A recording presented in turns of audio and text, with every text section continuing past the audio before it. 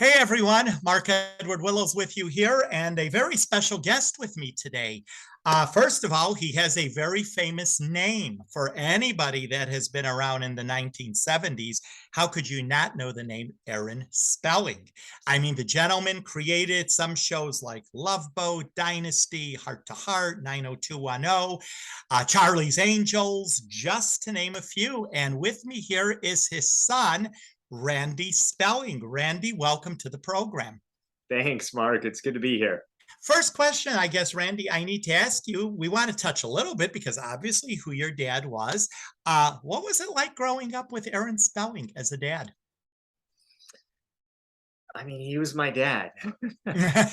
So it's funny when I get asked that question because there's so many answers. I mean, from a father standpoint, it was great. He was a genius. He was incredibly creative, a warm human being, a good-hearted guy. Um, that said, he was also in his 50s when he had me. And everyone said, well, what was that like for you having a dad who was so much older? But again, I didn't know any different. Mhm. So I do feel like I wish I had more time with him Mhm. because when he died in my mid 20s, I was just at the start of figuring out who I was and coming out of some murky times myself. So, Mhm. when you get older, it's like, oh, I visited that place when I was in high school. I Sure. wish I could go back there and have that trip again because I would look at it with a new lens. And I kind of feel like that with my dad is I wish I could see him now for a little bit and, Mhm. see my kids, have him see my kids. Mhm. The spelling part of it was, here's this guy who people know and recognize and revere.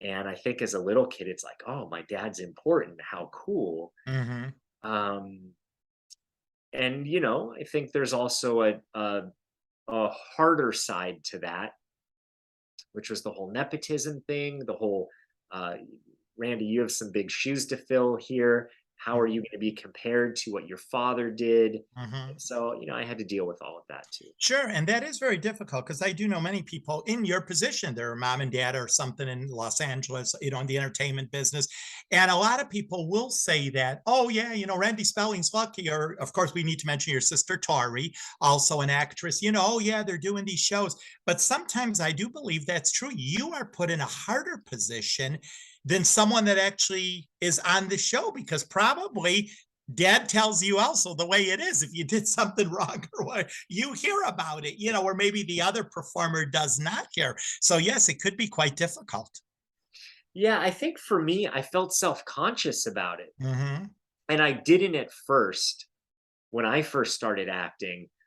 But when I started hearing things about nepotism, Tori got some flack for that early on.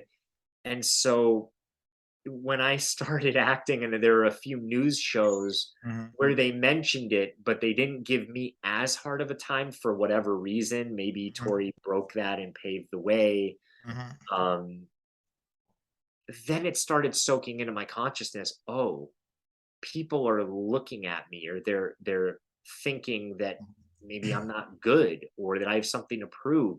So then I started being more self-conscious about how I was on set, how I showed up. I have to have all my lines memorized because if I mess up, there's no room for error. People are going to judge me harshly. They're going to criticize Mm-hmm. me. So there's so much more pressure Sure. on myself to perform and perform well because, people may have had that view. Hmm. And not only is it because who your dad was, who he was, or anybody else, but my belief is because I do know a lot of children that are of these parents, and you know what? The parent could maybe put him on the show, but still the person proves themselves and their talent.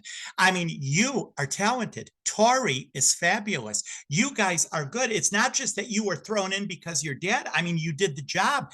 Excellent. I mean, like Donna, on 90210, I could never picture another Donna. Right, I mean, right. that is exactly it. And that is true. And one thing I do want to point out, I think I told you this once before. I did meet your dad many, many years ago in Los Angeles. And I will never forget it was like, oh my God, Aaron Spelling. Wow. And it was at the hype of Charlie's Angels. It was somewhere Okay. in the 70s. And I'll never forget when I met him. It was like, Mr. Spelling, how are you? And your dad was the most cordial man. He shook my hand and it was like, relax.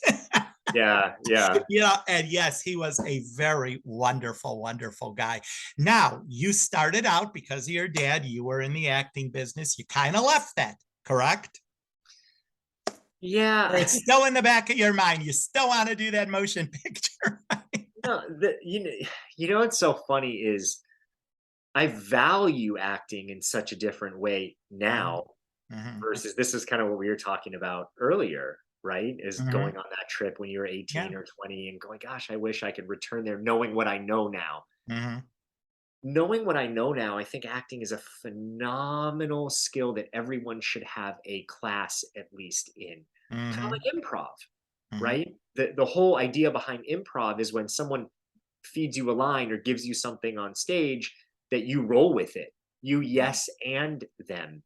mhm, And the same thing with acting is I feel like acting prepared me to do what I do now, which is, I'm a motivational speaker and an author and a mhm, coach and I help people but I can inhabit a role for them. I can show them through expression what it looks like or what they most need to see. mhm. So I didn't look, I didn't say I'm leaving Hollywood and I'm never going to do that again. Who knows? I leave every possibility open. I'm not Exactly. You actively never say pursuing it. never to anything. See, No. even me, I don't know you, but I've been in this business too. My parents had me doing commercials when I was 3 years old. And it's been like ever since. And as you could tell, I'm like you, very talkative, outgoing. I speak to groups. And you are right. I agree. I do think the business has something to do with that it gets you more out there. And don't you feel, at least this is my opinion, I feel like I love to help people and I love to do this. Yes. Absolutely. Because you, and this is something I want to touch on, you are a motivational life coach. For someone that does not know what that is, explain briefly a little bit, what is it that you do? Sure. So I speak, right? The word motivational, I mean, yes, I guess there's motivation in there, but there's so much more than motivation. It's more Mhm, transformational coaching. It's when someone comes to me and they want to reach a certain goal, a certain level of success. That could be financial, that could be a career pivot, mhm, that could be changing their relationship with money, a better relationship, better communication, maybe it's a weight loss goal, but it's getting some form of transformation. So I've been doing that for 15 years now, and I've worked with so many different people to achieve the transformations that they want to have. And really, in the last couple years, I've started to focus more on this idea of loving your life and finding how to love your life more. Because I think that's something that we really take for granted. mhm, We hear it's like, oh, we want to be happy, and people chase happiness, mhm, but you can love your life even though all of the circumstances in your life aren't perfect. mhm, It's how you show up. It's how you look at things. It's how you think about things. It's how you treat yourself, how you treat the people around you. mhm, Can you be present enough to really value the relationships in your life? Can you be present enough to go outside and sit in a chair and still yourself enough to see the mhm, gifts of life that are all around you? mhm. I think that's what I've been focusing on so much lately. Now, as a motivational speaker, it's something kind of new. Back in the day, like when I was growing up, you never really had a motivational speaker. This is something today that is very popular. Do you think it's maybe because society, how things have changed? The world is more under pressure. What do you think? What's your thoughts on that? Well, I It think seems one like is everybody needs a friend today to talk to. That's the way it seems to me. I agree. I think everyone needs someone to talk to. unfortunately, what I hear all the time is like, well, I talked to my friends about this, but Mhm, they just want to fix it. Or they say this to me, they throw out things. mhm, By trade, I am a coach. Before a mhm, motivational speaker, before anything, I am a coach and a teacher, right? So I partner with people to achieve what they want. mhm, Um, and friends or family don't always have those answers. They want to do the best that they can for the mhm, people, and so they're giving advice. mhm, But really, it's about having the person find their own answers. Sure, I can guide and I can say, hey, have you looked at this? Well, what about this? But it's really strategically asking the right questions mhm, in order to get them to see something that they didn't otherwise see, so that the answer comes from within them. Because if the answer comes and they can hear themselves say it, there's this magic formula that happens where the brain goes, oh, you just said that. I just heard you say that to someone else. mhm, Now we can change. And I think to some degree, everyone could benefit from that type of support. mhm, And this day and age, like you said, Mark, it's everywhere. Coaching has blown up. mhm, I mean, when I first started, I would say I'm a life coach. People were like, what? What is that? mhm.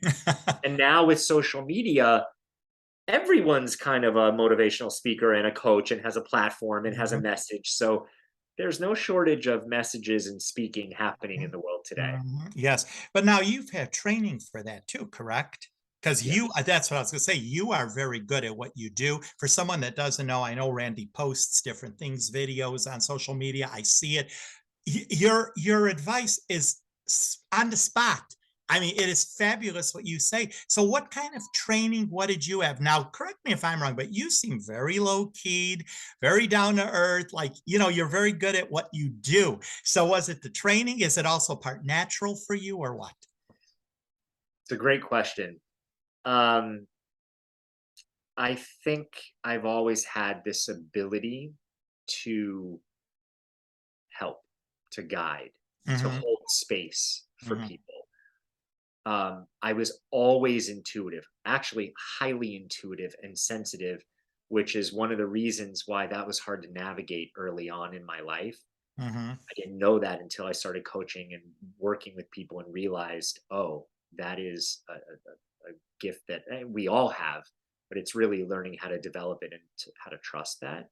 Hmm. Um, but yet, working with so many people for around 15 years, you start to see patterns in people. You start to see what is keeping people stuck. And so for me, I'm a student of life. I'm a student of my own life. Hmm. I use everything in my life to help people, to teach people, because you could be sitting there folding laundry, Sure. and you get a deep lesson out of that, because it's the thought that you're having when you're folding the laundry that sparks something. And Hmm. we all do these things. Hmm. So if you can point out things that people can relate to in the mundane, in the day to day, Hmm. then that's when things can start to shift. So, yes, it's part training, part experience, and Hmm. part natural Hmm. intuition. Do you think we all need motivation in our life? Put you on the spot there, Randy. I think we need more than motivation. Mhm, I don't think motivation is always the thing to focus on, but it's what people focus on. mhm, So I'll explain this in a sec, but it's kind of like happiness. You focus on happy, happy, happy. I want to be happy. I want to be happy. But happy is a transient state, it's an mhm, emotion that comes up. mhm, We don't focus on being sad all the time or being angry or feeling guilty. We wouldn't want those things all the time. What we really want is fulfillment. We want to feel fulfilled in our lives. We want to feel purposeful. mhm, So the same thing with motivation. We're always motivated in every situation. We mhm, just don't see it like that, because if there's something that you want to do and you're not doing it, you go, I'm not motivated. I don't have motivation to go mhm, to the gym. But you have motivation in that moment to sit on the couch and look at your phone because you're tired, or because you're addicted to the phone, or Mhm. because you got hijacked and distracted. Mhm. There is a motivation in that moment. So there's always motivation happening. Mhm. Mhm. It's not so much motivation, it's consistency. Mhm. I want consistency in my life. I want purpose. A lot of times, what gets people motivated is connecting the purpose of why they're doing something. And in the moment, that gym may not feel exciting to go to, but the why is missing. Mhm. The bigger purpose of why they actually need it. And some people, it's just a number, or it's I want to fit into the wedding dress or the suit or Mhm. whatever. Sometimes that works for people. Sometimes there's something deeper. And when you connect to the why, that why automatically feeds motivation. Mhm. Very interesting. Now, when you meet with your clients, is it usually a one-on-one? Are these group sessions? Both? How do you Oh, do it? Both. yeah. So I work with people all over the world by Zoom. So I work by Zoom, by telephone. And then I do have group programs that I offer courses that, Mhm. uh, you know, is for many. Mhm. And for anyone that is interested, how long is a course? Is it your choice, or is there some dates you have set, or weeks, or what? How does all that work? So, in terms of courses, I have a couple different options. Mhm. I'm launching a course right now called Love Your Life, partially because I've been so vested in that idea of loving your life, and Mhm. that's sort of the work that I've been doing with people. That's a 5-week course. Um, and then there's a much broader, longer course called Lift, which are the pillars of love, intention, freedom, and transformation. And that's an 8-month course, because what I Mhm. see in terms of transformation is it's kind of like a 8, 9 month period where people kind of rebirth themselves in a way, Mhm. they new, and that's where the transformation happens. When I work Mhm. with people one on one, usually they're in 6-month increments. Mhm. Now, how does it feel for you in terms of satisfaction when you know you've helped someone and they come around and say, Randy, I mean, my life has just changed since I saw you. What is the feeling for you on that? Yeah, I I love it. I mean, I would be lying if I said that I didn't, Mhm. but it's a slippery slope, Mhm. because it's sort of like the praise, and the ego really loves the praise. And I think back in my earlier days, I was looking for the praise. I wanted to be enough. I wanted to be good. I wanted to be recognized for doing something good on the planet Mhm. or for people. Mhm. um, and now it's not that I'm used to it, but I'm awed by the process of working with people. I learn just as much from my clients as I think they learn from me. They don't realize that, but I say it to them and they're probably Mhm. going, yeah, yeah, sure. But Mhm. I really mean that. Mhm. So it's a beautiful exchange. It's a Mhm. beautiful gift. I always want the outcome for someone, but really the process is just so beautiful in and of Sure. itself. Now, when clients come to you, your opinion, do you think everybody has it in them to change? Or have you ever come across someone that it's like a brick wall, you're not getting through? Oh, absolutely. Mm. Now, your question is, does everyone have it in them Yeah. to Does change? everyone, yeah, Yes. everyone Like can change? like you said, anything's possible. Right. I always hold open the possibility for people, but I can tell early on, and that's why I talk to pretty much everyone I work with one on one Mm-hmm. to see if we're a good fit. Because if someone's not coachable, if someone says that they want change but they really just want to hold on to being stuck, and they're not really movable or open in Mm-hmm. any way, Mm-hmm. I'm not going to say yes to working with them, because I can Right. already see Yeah. they're too attached to their way of viewing something, and they don't want to let that go. Right. Now, say someone comes to you and they're maybe thoroughly disgusted with their job as an example. They don't like what they're doing. And just like we says, because this is my belief, if you don't like what you're doing, you have the option to go do something else. Why are you getting up every day and going to something you hate?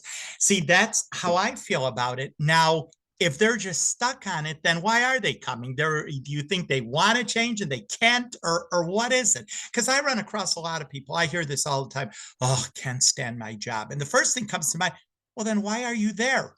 There's other places, especially if you have training, you have education, you could go anywhere. Why are you doing that? That's how I feel. What's your take on that? Fear. You think so? Fear. Absolutely. A couple things, but number one is fear. Mhm. Fear that they can't get as good of a job, that they can't get paid enough, fear that they're too old, fear that it won't work out the way that they want, fear of Mhm. loss, Mhm. and also there's a fear in getting uncomfortable. It's like a relationship, and you're like, "Hey, why are you still in this relationship? This person is nasty to you." Mhm. But there's a fear that what if I can't get anyone better, Mhm. right? And the known is sort of more comfortable and better than the unknown, Mhm. which all then comes down and is distilled to a belief. Mhm. There's a belief that they're not good enough. Yeah. See, me, now this is me. I've always been the type of person, and I grew up this way. If you don't reach for the stars, you never will get them. And Right, that's my belief. And, I always say, because when I used to teach classes in schools, I would tell the students, go for it. Go for the gusto. Grab the gusto. What is the worst thing that can happen to you? You don't get a life sentence because something did not work out for you. And right, see, I'm the type, if I did not do it, like for example, the podcast, I always wanted to have one. I always wanted to write a children's book. I did it. It took me 30 years to do it, but I did it. all right. But see, I don't want to have the what if I would have done that? Maybe I should have done that. To me, go and do it. That's my belief. What's your take on that? Were you scared of failing? No, I'm not that way. Right. I'm So the that's type the of, difference. yeah, no, if you fail, you fail. You pick yourself back up and you get going. To me, that's the way life operates. But I have to go for that and grab it and try it and see what comes out of it. Right. And that's your constitution. That's your personality.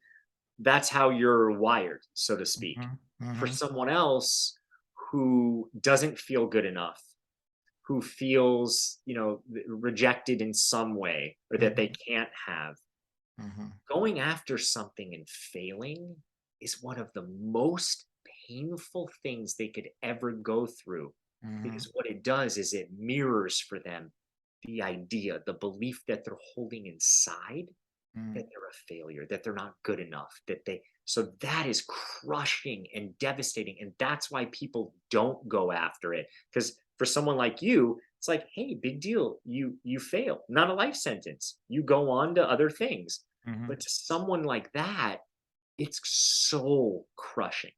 mhm. So, what advice would you have for someone watching now that has that fear in them? Challenge the belief inside, Mhm, right? I mean, really look at I don't know, this is a little bit of Pandora's box, but I'll say it as briefly as I can. The ways that we view ourselves, think about this. They're other people's narratives. And I'm not blaming, mom, dad, brother, sister, aunt, uncle, grandparents. Everyone has a story, everyone has mhm, circumstances. But our sense of self gets developed truly at the start from 0 to 7. mhm, The self talk is when that starts to get created. Based on what?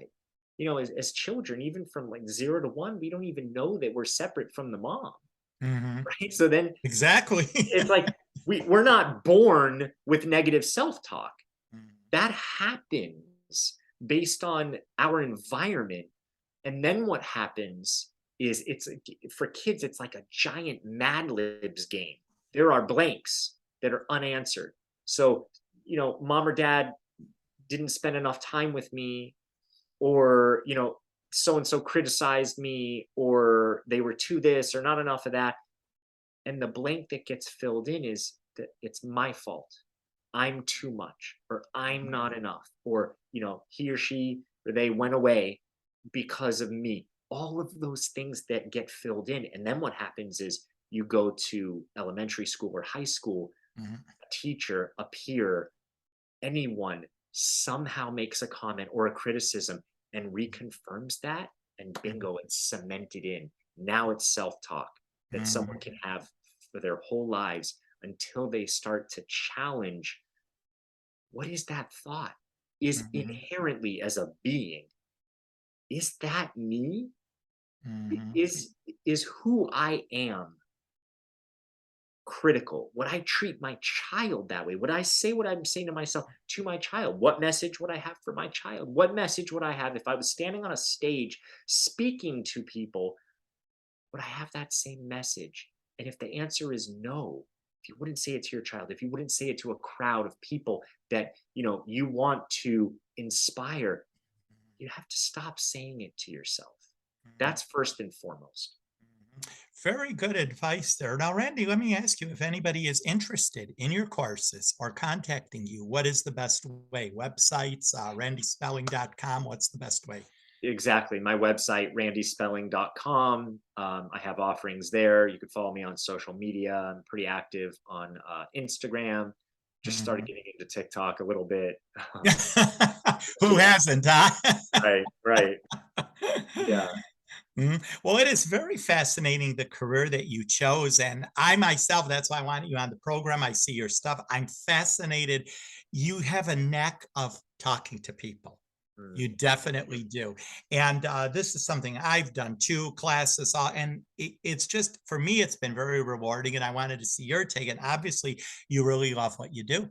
And it's great when you help people and people achieve their goals. Because, like I told you, maybe it is my personality, but I am the type that does believe in achieving your goal. That's me, no matter what it takes to get there. I always say it's like a dog. If he wants to dig his way under the fence, he will do it to get Yes. under that fence.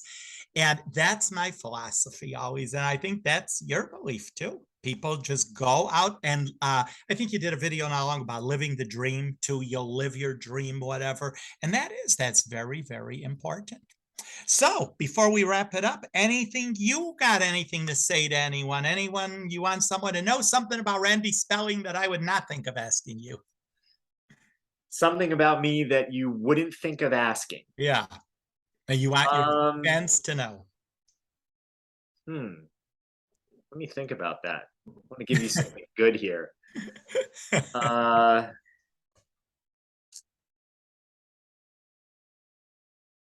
Gosh, I don't know. I mean, I always think about food. Um, I I I would Well, I say, I know, excuse me, I know from watching your videos and all, you're an all-around dad, hands-on at home. Randy is cooking in the kitchen. He's doing something yeah, that maybe people would think you're not doing, correct? yeah, I guess that's good. Sorry, you stumped me. I was like, "Oh gosh, I don't know. What can I say? What could I give you to ask me?" Yeah, I am, part of what's really important to me is family, and spending time with my two daughters. Mhm. And so I am, I work, and then I am home and I'm cooking. Not all, my wife shares some responsibility there, but Yes, let's hope I'm so. doing breakfast every single morning. I'm Mhm. driving them, and that is part of what fulfills me, is being able to be in that role and sharing the experience of raising kids. Mhm. Well, anyway, Randy, that is it. We're out of time. Thank you so much for being on the program. Fascinating career. Anyone out there interested, randyspelling.com.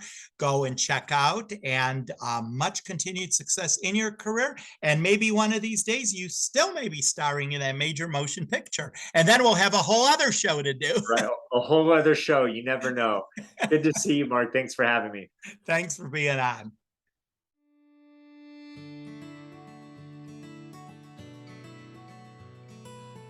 Because after all, our dreams are our dreams. We're flying in our dreams.